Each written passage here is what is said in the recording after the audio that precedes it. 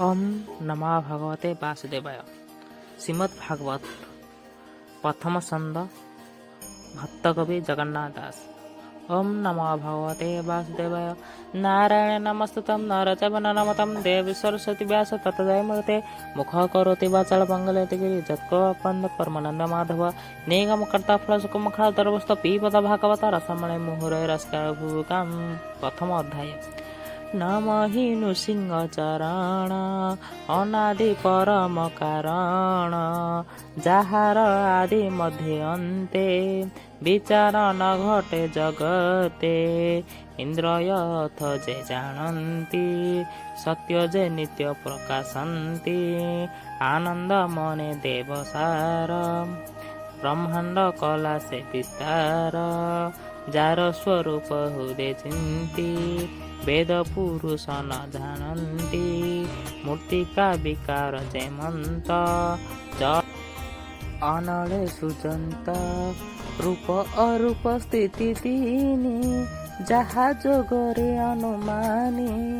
स्वभावे नहे जयमन्त हे संख्या जोगिंकर मत आत्मा प्रकाशे जन्म होई निरते कुहुक बोलाई सत्य परमानंद हरि जहा भाविले भवतरी तार चरणे नित्य ध्यान करी तरंती शुद्ध जन से हरि पाद हुदे धरी पवन गीत नाद करी अशेष जगत रखिते बंदई दास जगन्नाथ निर्मल मुनि करमते हरिचरण भागवत कहबी अच्छी जेते गुण सुजने सावधाने शुण कपट धर्म जार नाई स्वभावे पंडित बोलाई से साधु जनकर धर्म माया बंदित सुख कर्म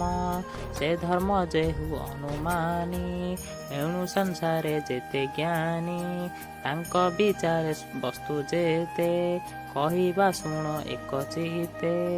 लक्ष्य अलक्ष्य जेते जानी बोध विचारे परिमाणी से वस्तु अछि जहि पुरी जहा चिंतन्ति ब्रह्मचारी श्रवण मात्रे मुख्य पाई त्रिपार मानक्षय पाई उदये बसाइल तक्ष अनादि प्रभु नारायण एणु अधिक अन्य ग्रंथे के प्रयोजन ए जगते हे भागवतर महिमा के कही पारे गुण सीमा सकल देव होई दुखे फल फलिले अंतरिक्षे केबे हे दिन पाची तले बुसु पड़िले वायु तबले सुख धाइले ताहा देखी